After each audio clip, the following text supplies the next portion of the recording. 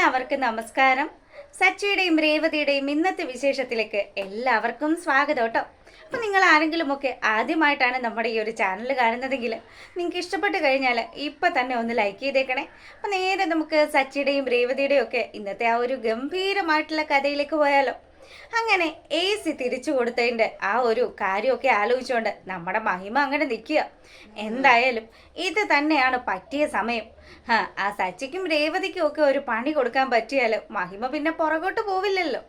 അങ്ങനെ നമ്മുടെ മഹിമയാണെങ്കിൽ ഉടനെ തന്നെ ആ AC ഒക്കെ ആയിട്ട് നേരെ നമ്മുടെ സുധിയുടെ ഷോപ്പിലേക്ക് ചെല്ലുക.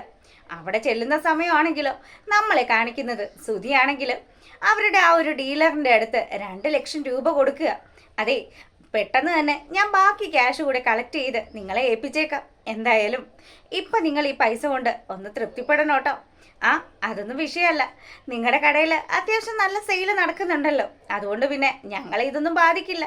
എന്തായാലും പ്രോഡക്റ്റുകളൊക്കെ 2 ദിവസത്തിനുള്ളിൽ ഇവിടെ എത്തിക്കാന്ന് പറഞ്ഞ് അയാൾ അവിടുന്ന് പോയ സമയത്താണ് നമ്മുടെ വർഷയുടെ അമ്മ അങ്ങോട്ടേക്ക് വരുന്നത്. അങ്ങനെ ശ്രുതിയും സുധിയും കൂടി കടയിലെ കച്ചവടത്തിന്റെ കാര്യമൊക്കെ സംസാരിച്ചുകൊണ്ട് നിന്നപ്പം മഹിമ അവരുടെ ഇടയിലേക്ക് വന്നതും ഇതാരേ വരുന്നത് ആൻറ്റി ഇങ്ങ് വന്നേന്ന് പറഞ്ഞ് ശ്രുതി വലിയ സ്നേഹത്തോടു കൂടി തന്നെ നമ്മുടെ ആ മഹിമയെ വിളിച്ച് അങ്ങോട്ട് ഇരുത്തുക. അപ്പം മഹിമ പറയുന്നുണ്ട്, അതെ ഞാനിപ്പം വന്നത് ഒരു കാര്യം സംസാരിക്കാൻ വേണ്ടിയിട്ടാണ്. എന്താ ആൻറ്റിക്ക് ഇനി എന്തെങ്കിലും ഒരു പ്രോഡക്റ്റ് വാങ്ങിക്കാൻ ഉദ്ദേശമുണ്ടോ? അതല്ല, ഒരു പ്രശ്നമുണ്ട്. ഞാനാണല്ലോ ഇവിടുന്ന് ആദ്യമായിട്ട് ഐശ്വര്യമായിട്ടും നിങ്ങളുടെ ആ ഒരു പ്രോഡക്റ്റ് എടുത്തത്. അതിൻ്റെ ഐശ്വര്യം കൊണ്ട് അത്യാവശ്യം നല്ല സെയിൽ നടക്കുന്നുണ്ടെന്ന് തോന്നുന്നുണ്ടല്ലോ.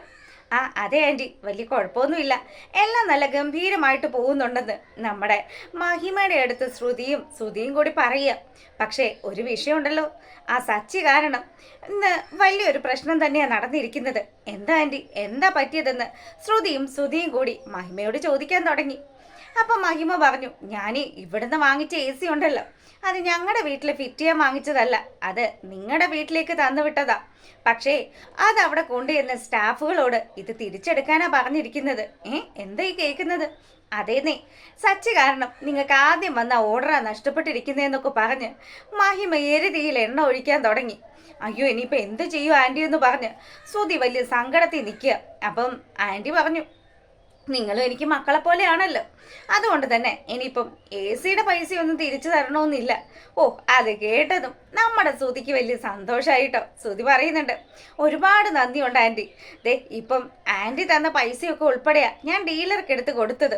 പക്ഷേ ഇതൊക്കെ കേട്ട് നിന്നപ്പം അത്യാവശ്യം ആത്മാഭിമാനം സൂക്ഷിക്കുന്ന നമ്മുടെ ശ്രുതിയാണെങ്കിലും ആൻറ്റി ഒരു 10 മിനിറ്റ് വെയിറ്റ് ചെയ്യും, ഞാനിപ്പോൾ വരാമെന്ന് പറഞ്ഞ് അവൾ നേരെ പുറത്തേക്ക് പോവാ.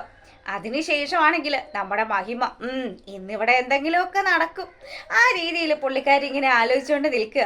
അങ്ങനെ ശ്രുതി മടങ്ങി വന്നതും 1.5 ലക്ഷം രൂപ എടുത്ത് നമ്മുടെ മഹിമയുടെ കയ്യിലേക്ക് കൊടുത്തു. അയ്യോ മോളെ, ഇത് വേണ്ടെന്നാണല്ലോ പറഞ്ഞത്, പിന്നെ നീ എന്തിനാ ഈ പൈസ തിരിച്ചു തരുന്നതെന്ന് മഹിമ ചോദിക്കുക. അതല്ലല്ലോ ആൻറ്റി, അതല്ല അതിൻ്റെ ശരി. എന്തായാലും ആൻറ്റി ഞങ്ങളുടെ പ്രോഡക്റ്റ് എടുത്തു, അതിപ്പോൾ തിരിച്ച് ഇങ്ങോട്ട് തന്നെ വരികയും ചെയ്തു. ഇനിയിപ്പോൾ എന്തായാലും കാശ് ഞങ്ങളുടെ കയ്യിൽ വെച്ചാൽ ശരിയാവില്ല ആൻറ്റി എന്ന് പറഞ്ഞു നമ്മുടെ ശ്രുതി ആ പണം മഹിമയ്ക്ക് മടക്കി നൽകുക. പിന്നീടാണെങ്കിലോ എല്ലാത്തിനും കാരണക്കാരൻ ആ സച്ചിയാണ്.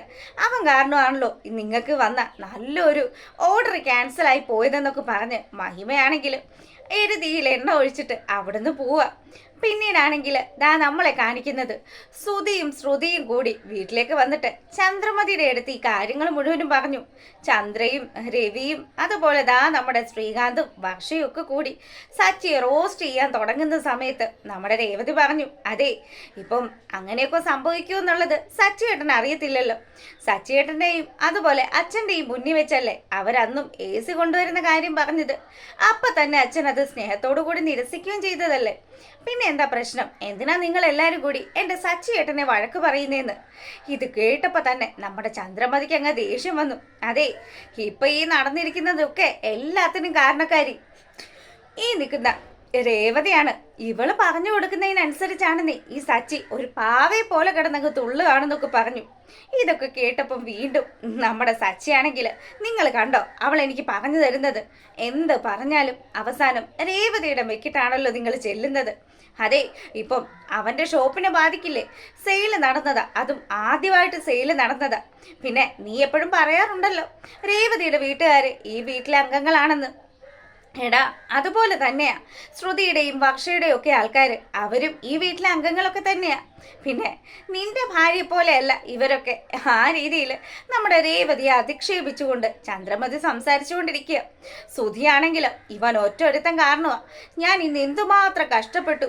അച്ഛാ, എൻ്റെ കയ്യിലാണെങ്കിൽ ക്യാഷ് പോലും ഉണ്ടായിരുന്നില്ല. ആ ഡീലർ വന്ന സമയത്ത് അയാൾക്ക് ഞാൻ 2 ലക്ഷം രൂപ കൊടുത്തതുകൊണ്ട് വർഷയുടെ അമ്മ തിരിച്ചേൽപ്പിച്ച AC-യുടെ കാശ് മടക്കി കൊടുക്കണ്ടേ? അത് കൊടുക്കാനേ എൻ്റെ ഭാര്യ എന്തുമാത്രം കഷ്ടപ്പെട്ടെന്ന് അറിയാവോ? അല്ല, അവളെന്ത് ചെയ്തെന്നാ നീ പറയുന്നതെന്ന് ചന്ദ്രമതി നമ്മുടെ സുധിയോട് ചോദിച്ചു. കണ്ടില്ലേ, അവളുടെ കഴുത്തിൽ കിടക്കുന്ന മാല കൊണ്ടുപോയി പണയപ്പെടുത്തി, എന്നിട്ട് ആ കാശ് സെറ്റിൽ ചെയ്തത്. എന്തായാലും വർഷയുടെ അമ്മയുടെ മുന്നിൽ നമ്മൾ കൂഞ്ഞാൻ പാടില്ലല്ലോ എന്ന് ശ്രുതി പറയുക. അങ്ങനെ മഞ്ഞ ചരടും ഒക്കെ ഇട്ട് നിൽക്കുന്ന നമ്മുടെ ശ്രുതിയെ കണ്ടതും ചന്ദ്രമതി അമ്മയ്ക്ക് സഹിക്കാണ്ടായി. ചന്ദ്ര പറയുന്നുണ്ട്, കണ്ടില്ലേ വലിയ വീട്ടിലെ പെങ്കൊച്ച, എന്നിട്ട് ഇപ്പൊ ഇങ്ങനെയൊക്കെ എന്തൊക്കെയായി കാണുന്നത്? എല്ലാത്തിനും കാരണക്കാരൻ നീയാണടാന്ന് പറഞ്ഞതും സച്ചിയാണെങ്കിൽ ദേഷ്യത്തോടു കൂടി എഴുന്നേറ്റു. എന്നിട്ട് നമ്മുടെ ചന്ദ്രമതിയോട് പറയുക, അതെ, ഇതിനു മുന്നേ കുറേ നാൾ മുന്നേ എൻ്റെ ഭാര്യ കഴുത്തിലൊരു മഞ്ഞച്ചരട് വിട്ട് നടന്നായിരുന്നു. ആ സമയത്ത് നിങ്ങൾക്ക് ഇത്തരം സെന്റിമെന്റ്സ് ഒന്നും വർക്കൗട്ട് ആയില്ലേന്ന്. ഇത് കേട്ടതും, എടാ, നിന്റെ ഭാര്യയെ പോലെയല്ല ശ്രുതിയും വർഷയും ഒക്കെ വലിയ തറവാട്ടിൽ നിന്ന് വന്ന കുട്ടികളാ. അവരൊക്കെ ഉണ്ടല്ലോ ഇതുപോലെയൊന്നും അല്ല നടക്കുന്നത്. നിന്റെ ഭാര്യ എങ്ങനെയും നടക്കും. കുപ്പ തൊട്ടി കിടക്കുന്നവളും മാളികയിൽ താമസിക്കുന്നവരും തമ്മിൽ നല്ല വ്യത്യാസം ഉണ്ടടാന്ന് പറയുക. അങ്ങനെ ഇവർ ഈ കാര്യങ്ങളൊക്കെ പറഞ്ഞു വഷളായിക്കൊണ്ടിരിക്കുക. ഈ സമയമാണെങ്കിൽ ഇവൻ കാരണം എനിക്ക് എന്തൊക്കെ നഷ്ടങ്ങളാണ് സംഭവിച്ചതെന്ന് പറഞ്ഞ് സുധി അവിടെ നിന്ന് ചാടി എഴുന്നേറ്റ് നമ്മുടെ സച്ചിയുടെ കോളറിന് പിടിക്കുക. അപ്പം തന്നെ രവിയാണെങ്കിൽ, എടാ, നീയൊക്കെ കാണിക്കുന്നത് ശരിയാണെന്ന് തോന്നുന്നുണ്ടോ? നിന്റെയൊക്കെ കൈ പിടിച്ച് നിന്നെയൊക്കെ വളർത്തിയത് ഞാനാ. എന്നെ ഇരുത്തിക്കൊണ്ട് നീയൊക്കെ തമ്മി തല്ലൂടാന്ന് ചോദിക്കുക. അങ്ങനെ ഒരുവിധം നമ്മുടെ സച്ചിയും സുധിയും ഒക്കെ സമാധാനപ്പെട്ട് അവിടെ അങ്ങനെ ഇരിക്കുക. രവിയാണെങ്കിലോ ഈ കാര്യങ്ങളൊക്കെ കേട്ട് ഒരു തീരുമാനമെടുക്കാനുള്ള ആ ഒരു രീതിയിൽ ഇരിക്കുന്നതൊക്കെ കാണിച്ചുകൊണ്ടാണ് ഇന്നത്തെ നമ്മുടെ ചെമ്പനീർ പൂവിൻ്റെ വിശേഷം അവസാനിക്കുന്നത്. എന്തായാലും രവിയുടെ തീരുമാനം നമ്മുടെ സച്ചിക്ക് അനുകൂലമാകുമോ, അതോ നമ്മുടെ സുധിക്കും ശ്രുതിക്കും വർഷയ്ക്കും ശ്രീകാന്തിനും ഒക്കെ അനുകൂലമായിട്ട് വരുമോ എന്നുള്ളത് കണ്ടു തന്നെ അറിയാം. വൈകുന്നേരം ഇതിൻ്റെ പ്രൊമോ വീഡിയോ ഇടുന്നതായിരിക്കും. നിങ്ങൾക്ക് വീഡിയോസ് ഇഷ്ടമായിട്ടുണ്ടെങ്കിൽ ഒന്ന് ലൈക്ക് ചെയ്തിട്ട് കാണണം കേട്ടോ. അപ്പോൾ എല്ലാവർക്കും നല്ലൊരു ദിവസം ആശംസിച്ചുകൊണ്ട് ഇന്നത്തെ വീഡിയോ വൈൻഡപ്പ് ചെയ്യാണ്. അപ്പോൾ ഓക്കെ, താങ്ക് യു.